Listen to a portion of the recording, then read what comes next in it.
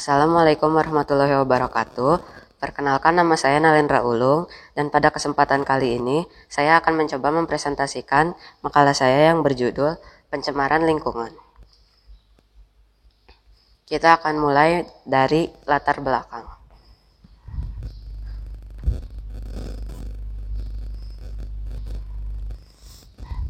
Indonesia merupakan negara maritim, di mana terdapat banyak daerah perairan, seperti danau, sungai, dan lautan. Di dalamnya, hidup banyak flora dan fauna, yang manusia dapat manfaatkan untuk kehidupan sehari-hari. Seiring berjalannya waktu, manusia semakin banyak dan pemukiman pun semakin padat. Dan seringkali kita temukan, masih banyak orang yang membuang sampah di sungai. Sehingga sungai-sungai di sekitarnya pun menjadi kotor akibat perilakunya tersebut. Selanjutnya kita akan membahas tentang rumusan masalah.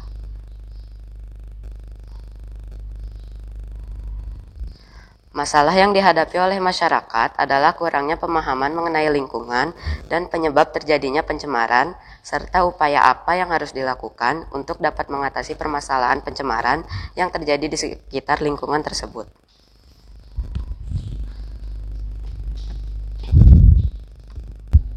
Selanjutnya kita akan membahas tentang landasan teori. Pengertian pencemaran lingkungan.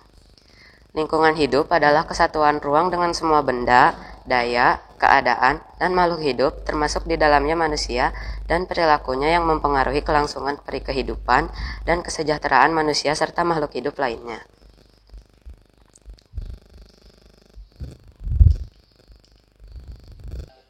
Lingkungan terbagi menjadi dua, yaitu lingkungan abiotik seperti suhu, udara, cahaya, atmosfer, air, tanah, dan api, sedangkan lingkungan biotik seperti makhluk-makhluk hidup di luar lingkungan abiotik. Selanjutnya kita akan membahas tentang macam-macam pencemaran lingkungan, dimulai dari pencemaran udara. Pencemaran udara adalah kondisi di mana udara terkontaminasi oleh zat-zat lain yang dapat membahayakan manusia. Contoh-contohnya seperti asap kendaraan. Solusinya adalah untuk mengurangi penggunaan kendaraan bermotor. Contoh yang kedua adalah asap pabrik. Solusinya adalah untuk memberikan filter atau penyaring polutan pada cerobong asap. Contoh yang ketiga adalah kebakaran hutan. Solusinya adalah untuk mencegah pembakaran hutan dan memulihkan hutan. Dan contoh yang terakhir adalah letusan gunung berapi. Solusinya adalah untuk mengurangi aktivitas di luar ruangan karena paparan abu vulkanik dapat menimbulkan keluhan pernafasan. Selanjutnya adalah pencemaran tanah. Pencemaran tanah adalah tercemarnya permukaan atau tanah oleh bahan-bahan kimia yang dapat mengganggu ekosistem di sekitarnya. Contoh-contohnya seperti pestisida dan pupuk. Solusinya adalah untuk mengurangi penggunaan pupuk kimia dan pestisida untuk pertanian. Contoh yang kedua adalah pencemaran tanah dari sampah.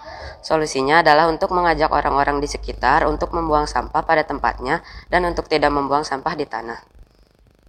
Contoh yang ketiga adalah pencemaran tanah deforestasi. Solusinya adalah untuk melakukan reboisasi atau menanam ulang. Dan contoh yang terakhir adalah limbah rumah tangga.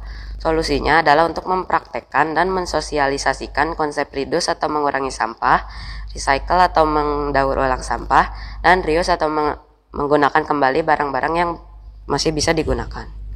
Kita lanjut ke pencemaran air. Pencemaran air adalah masuknya zat-zat lain atau komponen-komponen lain ke dalam daerah perairan. Contoh-contohnya seperti membuang sampah di sungai. Solusinya adalah mengajak orang-orang di sekitar untuk membuang sampah pada tempatnya dan tidak membuang sampah di sungai. Contoh yang kedua adalah pupuk kimia dan pestisida dari sektor pertanian. Solusinya adalah untuk menggunakan kompos dan pupuk organik. Contoh yang ketiga adalah menggunakan bahan peledak untuk menangkap ikan.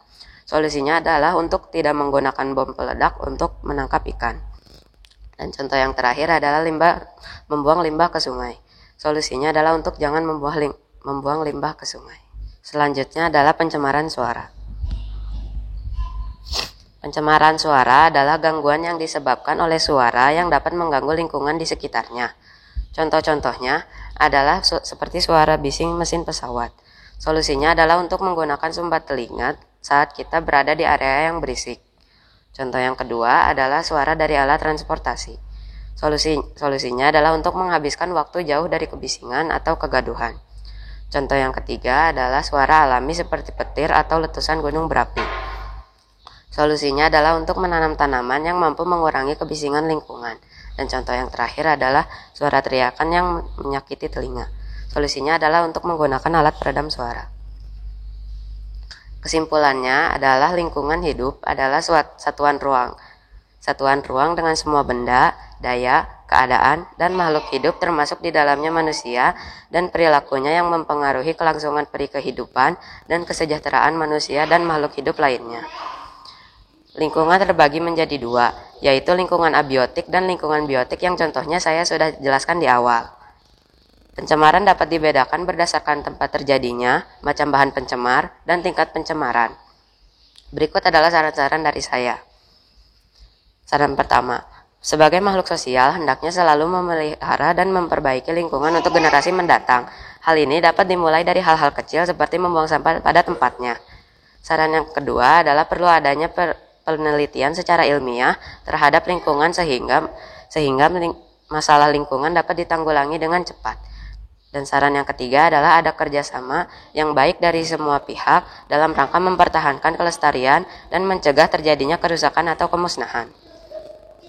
Sekian dari saya, dan dengan ini saya mengajak kepada teman-teman sekalian untuk menjaga lingkungan di sekitar demi kualitas hidup yang terbaik di masa yang akan datang. Sekian, terima kasih. Wassalamualaikum warahmatullahi wabarakatuh.